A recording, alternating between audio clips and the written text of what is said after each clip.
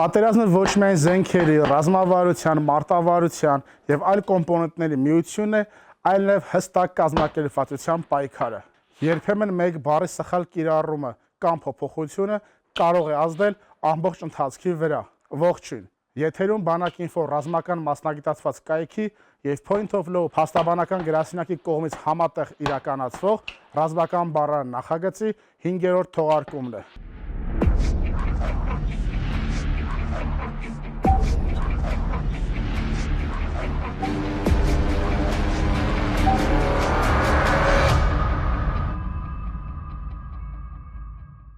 Այսօր խոսելու ենք շատ հաճախ շփոթվող եւ միմյանց փոխարեն օգտագործվող երկու եզրույթների մասին, որոնք համապատասխանաբար գունդը եւ բրիգադն են։ Այսօր խոսելու ենք ինչպես են առաջացել, ինչպես են կիրառվել, ինչ փոփոխություններ են կրել եւ բնականաբար ինչպես են կիրառվել եւ կիրառվում հայկական իրականության մեջ։ Գունդ բառը գալիս է դեռևս միջնադարից։ Անկամ Վարդանանց պատերազմում կիրառվում էր գունդը որպես 500-ից 1000 մարտիկ ունեցող զինվորական ստորաբաժանում։ Խորհրդային ժամանակաշրջանում գունդը, իսկ ռուսերեն տարբերակով պոլկը դարձավ ըստ էության հիմնական մարտավարական միավորներից մեկը։ Իր կազմում ընդգրկելով բացի հետևակային 3-4 գումարտակներից նաև աջակցող մի շարք այլ ստորաբաժանումներ։ Իսկ բրիգադը գալիս է դեռևս 18-րդ դարից ֆրանսիական բանակից, որը այն ժամանակ ստեղծվել եւ կիրառվում էր որպես մեկ զինվորական ստորաբաժանում, որը իր կազմում կարող էր ընդգրկել 2-ից 3 գունդ։ Այստեղ նաև ընդգծենք,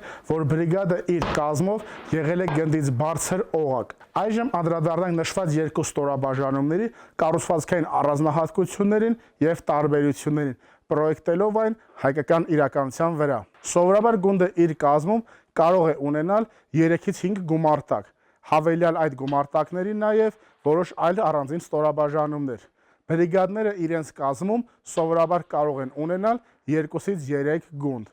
Այսինքն, եթե մեկ գունդը սովորաբար միջինում ունի 1500-ից 2000 զինծառայող, ապա բրիգադում բնականաբար եւ օբյեկտիվորեն կարող է լինել 2-ից 3 անգամ ավել անձնակազմ, ասել է թե 4000-ից 5000 զինծառայող։ Այստեղ նաև կարևոր է մեկ առանձնահատկության ընդգծումը, որ գնդերը ենթարկվում են դիվիզիային, իսկ հայկական իրականության մեջ նաև կորպուսներին, մինչդեռ բրիգադը ընկալվում է որպես մեկ հրամանատարության ներքո գործող, մեկ ամբողջական եւ առավել ընդգրկուն ստորաբաժանում, բացի հետևակային ստորաբաժանումներից, համալրված լինելով նաև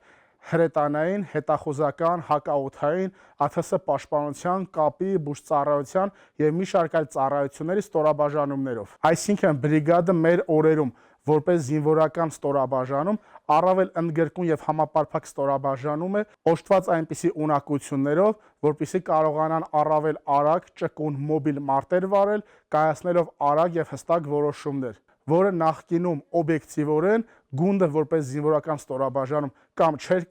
կամ կարող էր անել առավել դանդաղ։ Իսկ մերօրյա պատերազմներում արագությունը, ճկունությունը, մոբիլությունը եւ բազմապիսի կիրառությունը տարբեր ստորաբաժանումներ եւ զինատեսակների պարզապես առաջնահերթություն է։ Այստեղ նաեւ անդրադառնանք մեր իրականությանը, մասնավորապես Արցախի Հանրապետության Պաշտպանության բանակում ունենք դիվիզիաներ,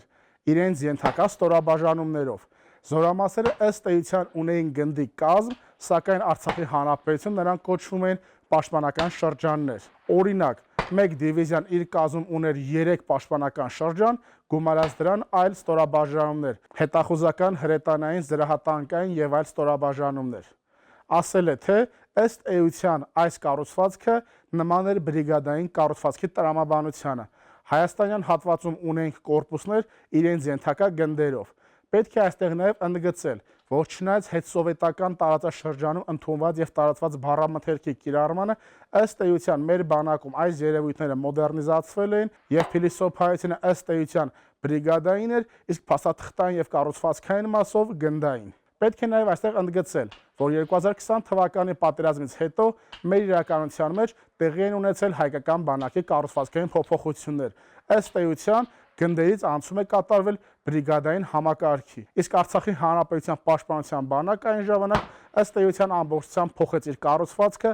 անցնելով կենտրոնական ենթակայության բրիգադային համակարգի, որի առանձին գումարտակները ծառայություն էին կրում նախկին պաշտպանական շրջանների պաշտպանության տեղամասերում, որպեսզի չստեղծի թյուր տպավորություն, թե ցանկանում ենք նշել, որ մեր իրականության մեջ գունդը եւ բրիգադը ըստ էության նույնական են, ընդգծենք, որ 20 թվականի պատերազմից հետո գնդայինից բրիգադային համակարգերի անցումը ոչ միայն փաստաթղթային փոփոխություններ են, այլ նաեւ ըստ էության ոգու եւ փիլիսոփայության փոփոխության փորձ, քանի որ մերօրյա պատերազմներում բրիգադները որպես զինվորական ստորաբաժանում առավել ընդգրկուն են եւ առավել մարտունակ, ելնելով օբյեկտիվ մի շարք հանգամանքներից։ Այսպիսով, ամփոփելով վերոշայադրյալը պետք է նշել, որ զինվորական բուրգի մեջ, եթե հստակ տարանջատենք այս 3 ստորաբաժանումների դասակարգում, պետք է նշել, որ ներքևում գունդն է, այնուհետև բրիգադը, իսկ վերևում դիվիզիան։ Դե ինչ, այսօրվա համար նախատեսել ենք այսքանը, կհանդիպենք եկող շաբաթ։